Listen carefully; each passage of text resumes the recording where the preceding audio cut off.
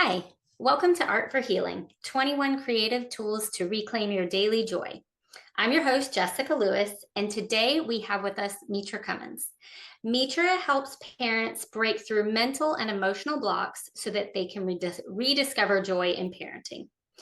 Mitra has been supporting families for 10 plus years. She is a certified neuro-linguistic programming coach, trainer of NLP, mental and emotional release, hypnotherapy, and she integrates ancient Hawaiian energy work. So I'm so excited to have you. Thank you so much for coming today. Thank you for having me, Jessica. Excited to continue to add to the amazing resources that you've developed here. So today we're talking about forgiveness. And first, I would love for you to just share a little bit about your journey into the work that you do and why you're so passionate about it. Oh, of course. So I began my own personal growth journey back in 2017. And my personal growth journey took me to a company called Empowerment Inc. And that's where a lot of the philosophies that I'm going to be bringing in throughout this interview come from, and Dr. Matt James and the team there.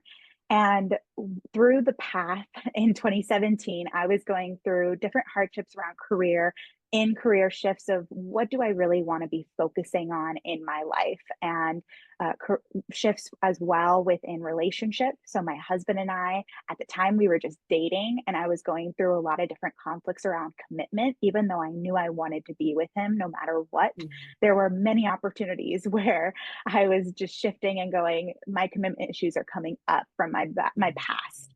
And my family, there was just a lot of conflict that came up in my family that was really the root of it was that I had to become at cause with it. What I mean by that is knowing that I am in charge of my results, and therefore anything that is in conflict within myself, it will show up around me, because how we show up in one area is how we show up in every area. And I was really seeing this, and I was lit up like a Christmas tree. It was too much at the time. So I was going through my personal growth journey. And as I found Empowerment Inc. through a friend, and I went through the neurolinguistic programming trainings, which all that really is, it's a fancy way of saying the language of the subconscious mind. And it's how we naturally communicate. And the program really just dives more into our natural abilities of communicating, as well as how you can communicate with intention. And throughout the programs of NLP, they talk about a program called Huna. They have a workshop called Huna. And really, Huna just means secret. And within the Huna practice, it is the ancient Hawaiian lineage. In Western thinking, there was a time where in Hawaii, they weren't able to have any chanting. They weren't able to do any type of woo-woo-y things, or the different than the Westerners. And so that's why they called it Huna at the time. And so we just the company was given permission to start teaching this lineage, because it's 121 generations unbroken lineage. It is I sat in the room listening to the whole lineage names, and it is just such a transformational journey that our kumu, which means teacher, our kumu has shared, and he has permission to share with anyone that connects with the lineage. So why that's important is, in the past, this Huna lineage would have been called Ho'omana. And what that really means is Ho'o is to make, mana is life force energy. So together it's to create that life force energy.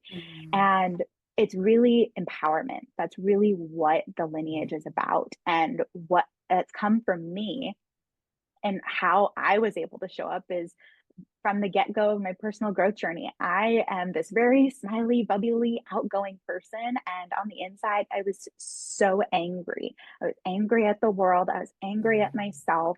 And that anger really showed up in every area of life. Even though I was that smiley, bubbly person, had you met me, you would have been like, I would have never known. But I was just filled with so much anger. And throughout the lineage, and even to this day, I have people coming up to me like, wow, you're so smiling. I'm like, I wasn't always like this. I wish I could say I was. And Stuffing it down. I stuffed it down. I did exactly. And it wasn't until I really cracked everything open and started that journey within Empowerment Inc. that opened everything up for me and gave me the platform to not only help myself, but help my family, my friends, as well as all the clients that I work with. So it's just been such a transformational journey thus far. Ah, very cool. And I love the spirit and the culture of Hawaii. It's one of my favorite places. So that was something I didn't know. So that's really fascinating to me. Yeah, there's a saying in Hawaii. My kumu shares this, and I feel called to share it here, especially for anyone that's okay Hawaiian stuff. I'm not sure about this. There's a saying, and I'm going to read it because there's a couple sounds. I want to make sure I get this pronunciation right. It is "Ohe pau ko ike I ko'u halau," and that just means think that not all wisdom is in your school. There's going to be information throughout this interview and maybe other interviews that it may not resonate with you, and that's totally Mhm. cool.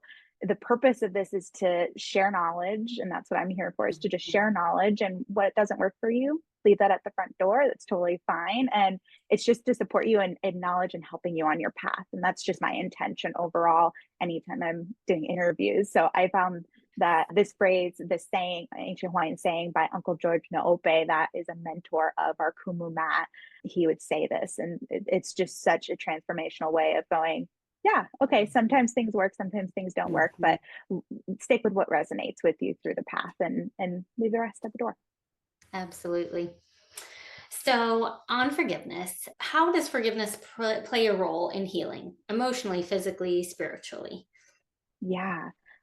In order to understand forgiveness, it's really when we aren't forgiving someone, we're really not forgiving ourselves. When we hold a grudge, the only person it's hurting is ourself. And what happens in forgiveness is it's not meant to forgive and forget. The intention isn't to forget. Maybe aspects you might forget, like the tiny itty bitty details. But the purpose of an intention of forgiveness is really to take what we call the lessons, the ano I, it's the seed that comes in, and it blossoms when you gather more information about what was the purpose of, whether it was an interaction, whether it was a story to help someone move forward. I think about, there is a time, my husband and I have been together for almost 10 years now, and we've been married for only a few years. And back in 2020, I started working with Empowerment Inc. actually. And in 2020, it was my first event away from my husband, where I was out and I was in my own space, probably for the first time in a while. This was May 2020, so COVID times. And I'm sitting in the room, and we're actually going through Ho'oponopono. And I was at a point where I'm doing this every day. I do this process every day. So, okay, I don't know who I need to forgive. So, subconscious mind. So, we have our conscious mind or subconscious mind. Our subconscious mind is really just that, all the bits of information that stores our memories, that takes in information. Sometimes we pick it up consciously, sometimes we don't. So, I was like, let me just take in and go, where does my subconscious say, let's offer some forgiveness? And my Mhm. partner shows up, Chase shows up on the stage, and I'm like, why is he showing up? That's really weird. And I'm saying this in my head because it's a meditative process. So I'm saying all this in my head as it's happening. And there's a bunch of people that are experiencing it for the first time, but this is my like 10,000th time at this point that I'm going, this is interesting. And I go through the process. And as I'm talking with him on the stage, I'm going, this isn't him right now. This was him a year ago. This was where he was a year ago. He was going through applications with doctorate programs. He was going through his own personal growth journey at the time too, while I was also still having my own experiences. And it was to the point where I was going, wow, me seeing him like that was actually holding me back from seeing who he is now. I told him Mhm. after, I go, hey, please forgive me, because this is how I was picturing you. This is how I still envisioned you, was from a year ago. And he goes, oh, I had no idea. Like, it wasn't more for him. It was more for me, in that Mhm. being able to move forward. Because when we move into, then let's say it's a relationship. I think this is a great example. Matt says this one, and he says, if I want to be in a new relationship, how you leave the old one is how you're going to leave the new one. So if it's like a really nasty thing that happens, if you aren't pono, that's how you're going to start the next one. If you don't make Mhm. it right within yourself, you're going to bring in the old relationship into your new relationship. And that's why some people may notice if you're single and you're going through relationship cycles, or if you were single in the past and have been in several relationships, it's like a carbon copy of the same person over and over again until you work through the baggage and what might be coming up. When you're pono, when you forgive, you're really connecting to yourself and your path. You're creating an unwavering congruency in yourself, and you know who you are. And a lot of people also say, I learned to trust my gut more, that little niggle feeling, that intuitiveness, and also really connecting with your purpose and your why you're doing this, or why did this happen. There may be those questions, and becoming pono inside can create this congruency of, oh, that was a lesson. That was what I was meant to get out of it. And it escapes this void that you may be experiencing. Mm-hmm. So with self-forgiveness, because you talked about how forgiveness really is self-forgiveness, how does self-forgiveness play into the whole forgiveness aspect? Could you look at, I'm just going to focus on forgiving myself and the rest of it clears? Or do you focus on each individual and then yourself separately? Well, at least within this process, and I'll explain the process more in depth, but it's all in your mind. In ancient Hawaiian times, you'd have to get pono with yourself before you go and have conversations with anyone. And one of our other kumudians, like if I am talking to someone about Chris Hemsworth, that was always her example. She's like, I love Chris Hemsworth, love Thor, and goes and I start talking about this, and then someone is upset by it. Then that person that's upset goes and talks to someone else, and then they talk to someone else, and then they post it on social media. Then in ancient Hawaiian times, everyone would have to get into a hut to become pono about that conversation. And I mean, it's something silly, like Chris Hemsworth. And when I've worked with clients in times of baggage that can come up, and I use baggage, like you have baggage when your reaction is out of proportion. There's a trigger that just brings up the past again and again, and it's cycle and it keeps happening. And you can have baggage in multiple areas. I'm not talking about like in relationship and stuff. What I mean is in your body. The baggage can show up in a spiritual sense, mental, emotional, and physical, and all four even. So as the channel gets cleared, it's a trickle down effect from your energy, from your spiritual body and your source, whatever that is for you. So it's like in the moment, you may experience frustration that comes up, and it's like a magnet that really attaches to past memories and goes, okay, I'm going to bring all of those past memories in, and all of that is going to supercharge this moment of frustration. And that is where you go, okay, I need to handle myself first, clear that out, to then have a conversation with someone else, if that's what you're meant to do in this forgiveness.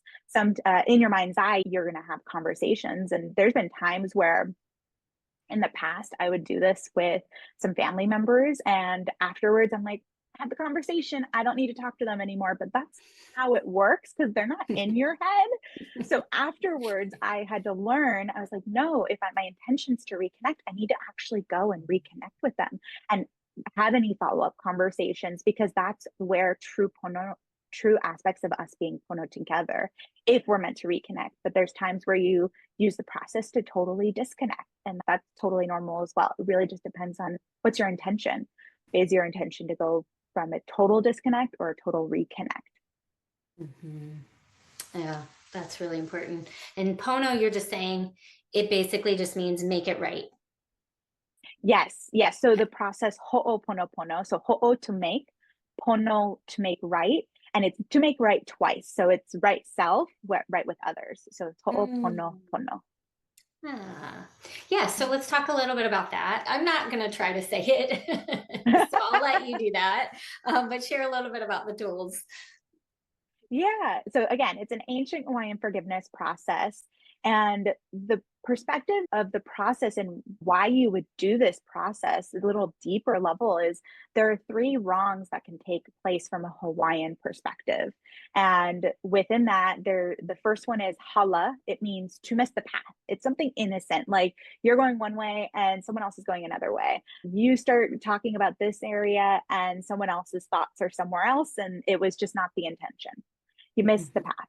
There's heva, that's where to go overboard. That's where overreactions might happen. A lot of parents I talk to, when there's conflicts, they're like, I went overboard. That's a heva.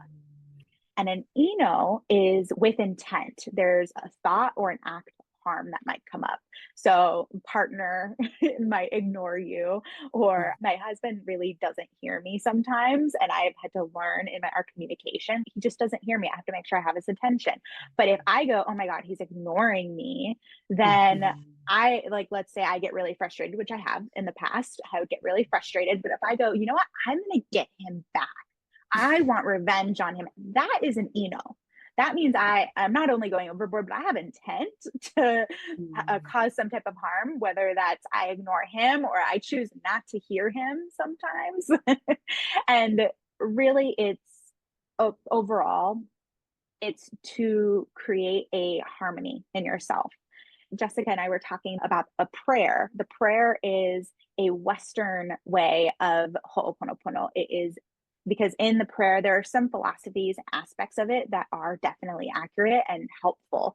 And Hawaiians didn't have a way of saying, I'm sorry. So in the process, we don't say, I'm sorry. Hawaiians would say, e kalamai a'eu. And that is, please forgive me. So the prayer, it's a technique, it uses the concepts, but really that statement, when you say, I'm sorry, it comes out to about like 12 inches from your mouth. It comes out right here. But when you say, please forgive me, it gives an option for them to return, right? Have you ever heard, I mean, I've done this where someone says, I'm sorry. And I'm like, well, not sorry enough. Right? Yes. Right? So imagine if they said, please forgive me. There's such a different energy in it. I was working with a parent and she knew that she was making a mistake at certain points. Like, we all make mistakes. It's human. And she is a strong powerhouse of a woman. And it was to the point where she was trying to get her son to say, I'm sorry. And I'm like, do you say it to him? Is that something you're modeling? And she goes, I don't want to say I'm sorry. I'm like, why? And I was curious. And she goes, I just don't want to be seen as weak to my son. Because she's a strong powerhouse woman. She was raising her son pretty much on her own. And it was to the point where I was like, if you're trying to show him that empathy and that giving and receiving of forgiveness, why don't you try saying something else? She goes, okay. So I gave her the suggestion, why don't you say, please forgive me?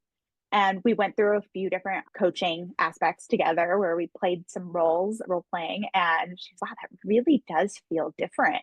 Exactly. And he's going to also start coming from his art when he is showing empathy of, please forgive me, mom, for this, whatever happened. Because I would tend to work with a lot of neurodiverse kids and parent and families of neurodiverse. And what that really means is kids that think differently or families that think differently than the quote typical brain.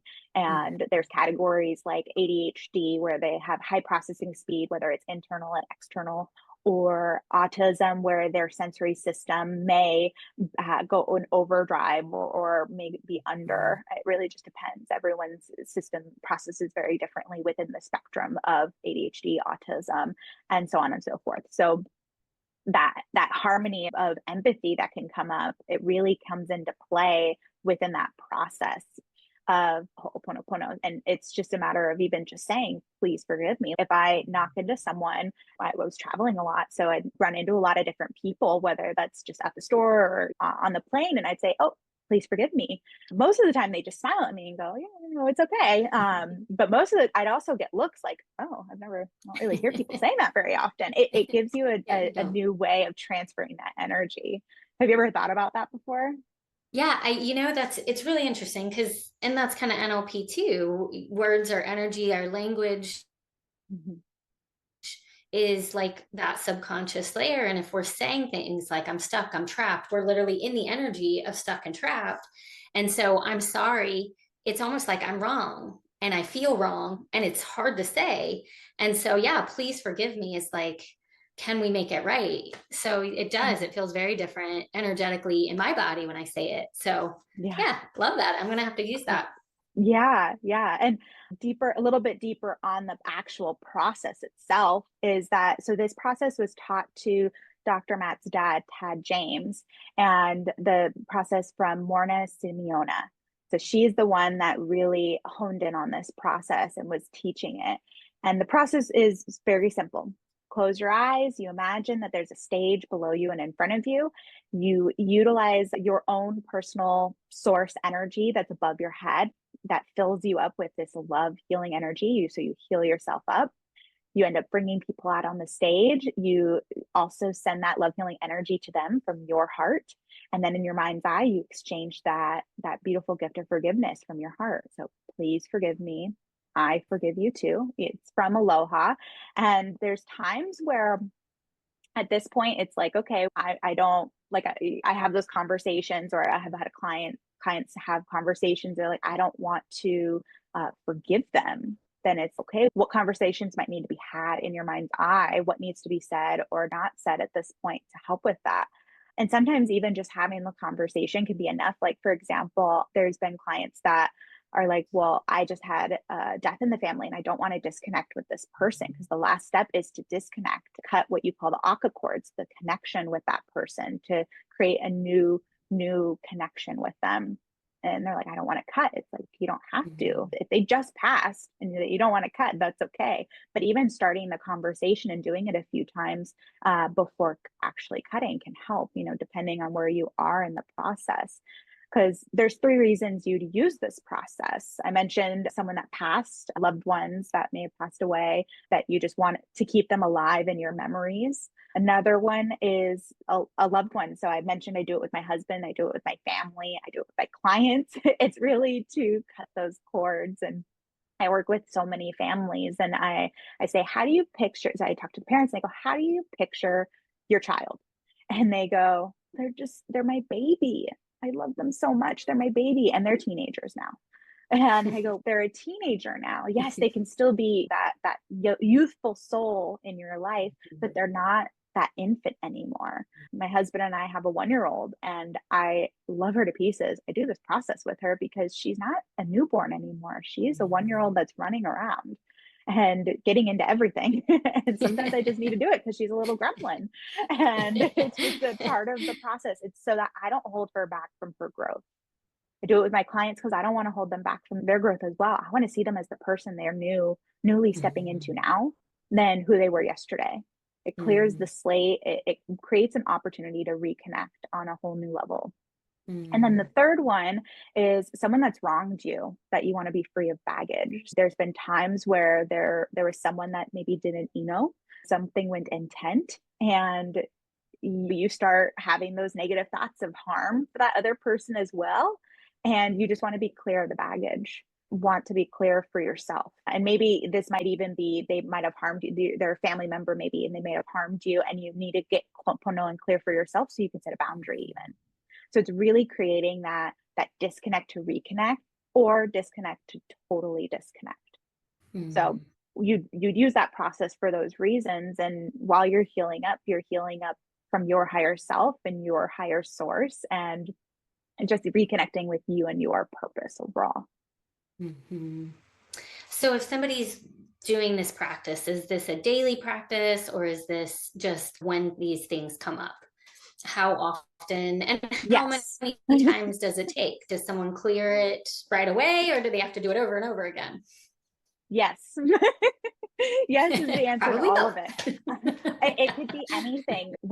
So I first did this process with my father, who had mental health challenges, and I had been so, I hadn't seen him for several years already. He had passed before I did the process. So I had a lot of time already to really digest it. My relationship with him and the whole dynamic. So when I did it, it was a fairly simple, one cut, clean, easy. When I do it with my partner, my family, I'm at friends and clients every day. There's a teacher. I didn't sit in this class, but there was a teacher that taught and was talking about Ho'oponopono. And he said, after every conversation, just do it. So after being done here, just do the process. So then you start the next conversation you have either with them or someone else in a clean slate, and it just keeps you clear. So that's why I said yes. I'm like, it could be anything. Okay. I actually had I had a recent experience where my daughter received a medical intervention that we didn't approve of. And I had a lot of negative emotions come up, and I knew I needed to forgive these people, knowing everything I know about my energy, what would be picked up by my daughter, because her and I are still very connected energetically, just overall my own beingness. And I called on a lot of my mentors, and I'm like, oh my gosh, I can't believe this happened, and kind of going out the details. And one of my mentors said, when you're ready, get Pono. I'm like, you're right, I got to. It took me about 3 conversations in my head to actually cut the cord and be totally Pono. Before that, I was going through the process, directing the energy within and just allowing myself to get all of the emotions I was feeling out in the open in my mind's eye. But it wasn't until about the 3rd time that I had the conversation where I totally cut. So there's going to be instances, and that was one with doing wrong. I've had clients that I've already mentioned had lost a loved one fairly recently, and they didn't want to cut yet. And I said that was totally fine. So there's different instances and different times. But if there's like a one-time occurrence and you're ready, the biggest thing is, are you ready to forgive? Are you ready to totally let this go? And there's going to be times where sometimes you're not, and that's okay. And just going through the process in and of itself can be so healing. Because for me, with that medical intervention, it took 3 days, maybe it was 4 days, 3 to 4 days to actually become Pono with them. It doesn't make what they did right, but it heals me up to go, what were the lessons? What did I need to learn from that experience? Not only to ensure for me how to show up as a parent to my daughter better in those situations, but also to make sure this doesn't happen to anyone else. If it was a wrong that can be prevented, right?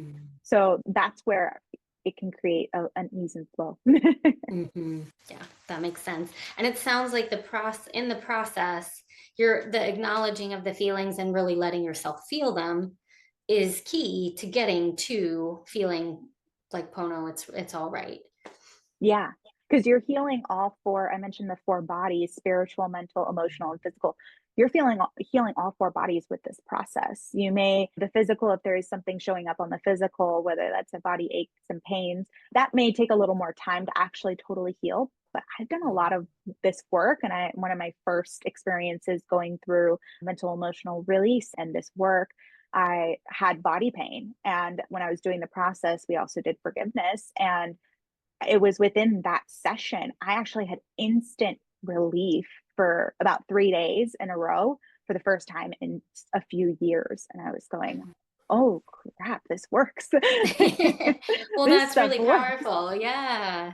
The reason why like pain started coming back is because I had to take action. So it's not enough to just release and let it go, but it's also, what's the action from the lesson you got from that? That's the next step. So that's why I said sometimes you need to disconnect to reconnect, and reconnect with a new flow of energy.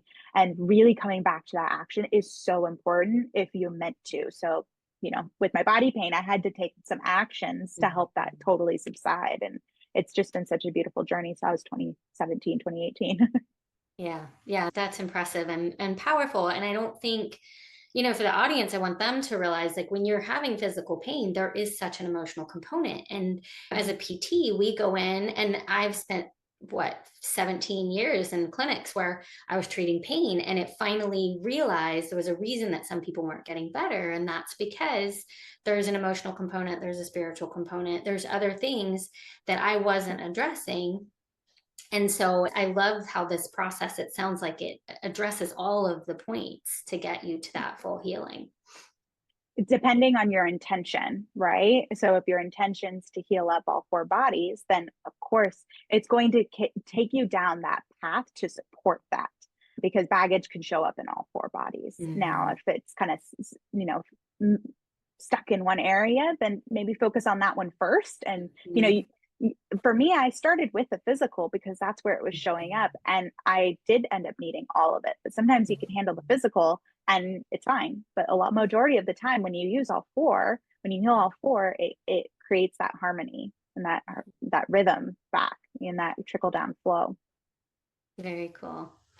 And then, so you're working with a lot of parents and working on coaching with them.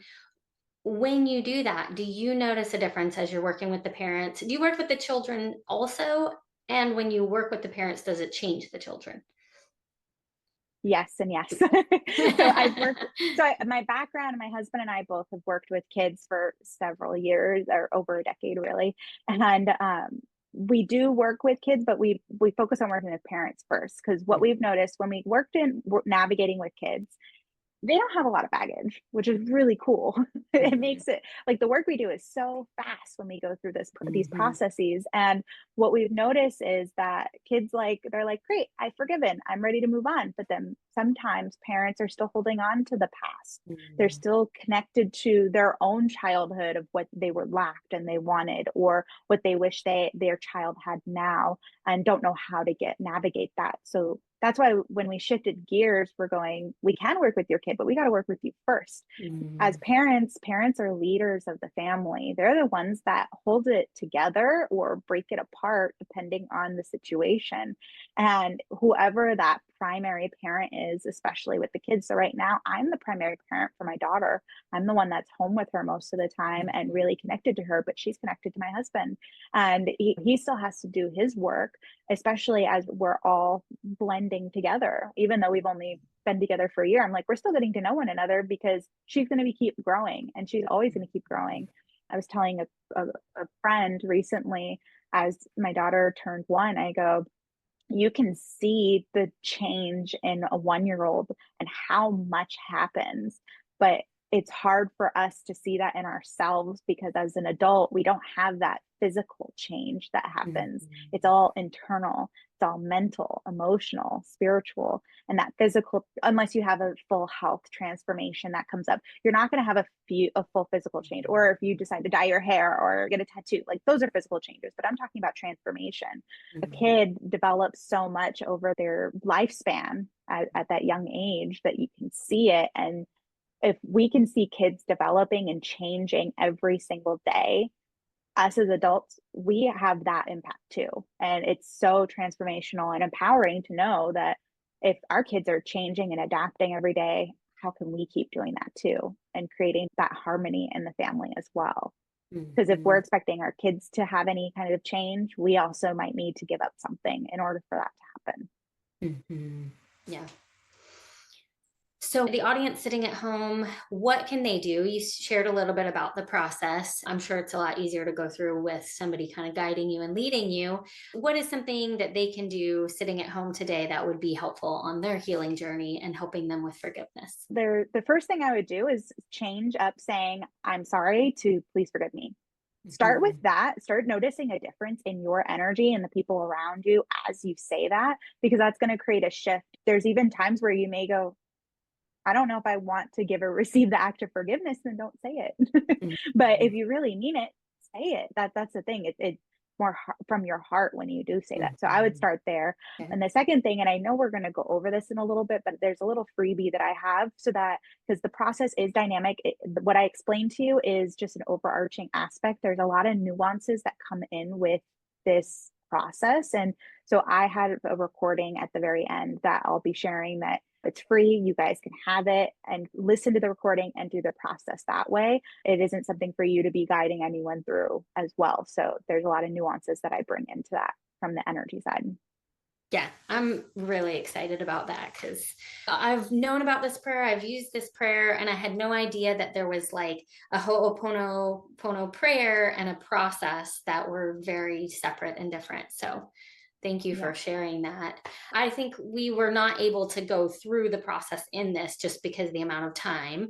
So that's your free gift. Is there a process, any other processes that you want to take us through, or that you want to share, or just explain?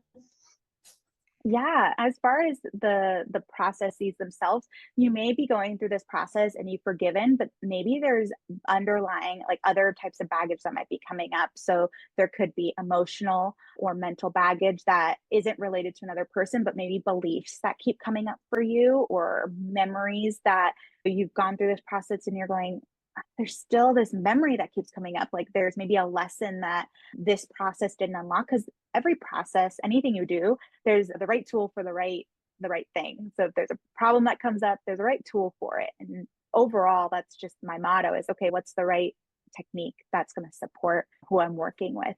And so you may need an additional support outside of just Ho'oponopono, which could be letting go of limiting beliefs or negative emotions that may be connected to the experience, but there's some underlying deeper understandings. I'm trained in that. My husband is as well. And I have an energetic side that's called Ho'oku'u through Huna. And there's also mental and emotional release that we utilize as well, which is just letting go of those negative emotions and limiting beliefs in more of a conscious process. An unconscious conscious process is the best way to explain. And it's utilizing just your mental timeline to let go of those instances and those experiences so that you can become, more congruent in who you are. Now, how do you uncover the unconscious beliefs in order to make them conscious and forgive them or let them go? Yeah, no, great question. So in within the work that we do, within the process, we take time to get to know the person. What are the continued instances that coming up? What is the memories that keep repeating themselves over and over again? And it's through our dialogue of what I just call is like digging. I'm digging to figure out what's the root of that problem. What is the thing that's creating all of it? Because it's all connected. It's like a spider web. We're all connected. Everything's connected. Every area of life is connected. And so we do a process with them that just digs them deeper into what's coming up for them. And then going, okay, if this is the thing that's coming up, let's let that go. We go through mental emotional release or ho'oku'u, maybe a couple of other tools and techniques depending on what else is coming up. I always ho'oponopono, whether it's immediately after or in a follow-up session, really just to dive into not only your power, but also what's your purpose, connecting you back to your purpose at this point afterwards. Because before that, it's I have this overreaction, my kid's doing this, my partner doesn't support me. There's all these instances that come up, but there's a reason they're coming up. It's to bring to the surface whatever's coming up for you.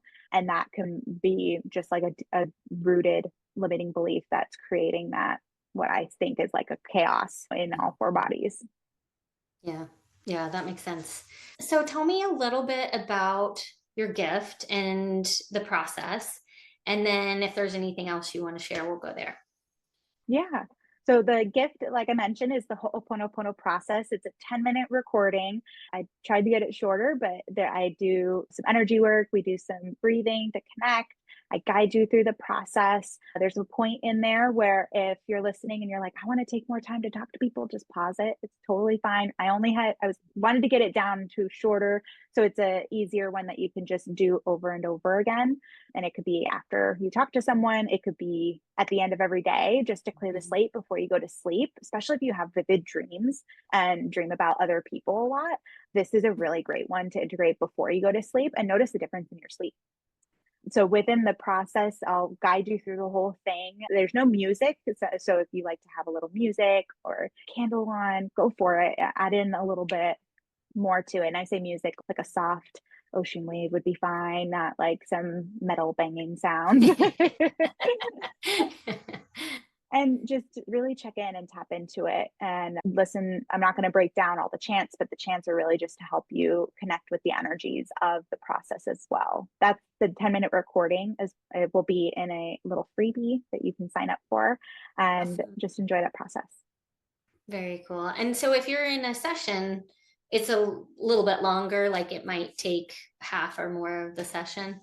Is that how it really depends? Yeah, because I give my clients space and time to have those conversations one-on-one. And within the process, this one that you'll hear, I just say bring up anyone that you need to give or receive act of forgiveness. There could be one person, there could be a whole group of people from everybody on your stage. There could be people you thought about, there could be people that you saw in person, so on and so forth, and people connected to all of those people.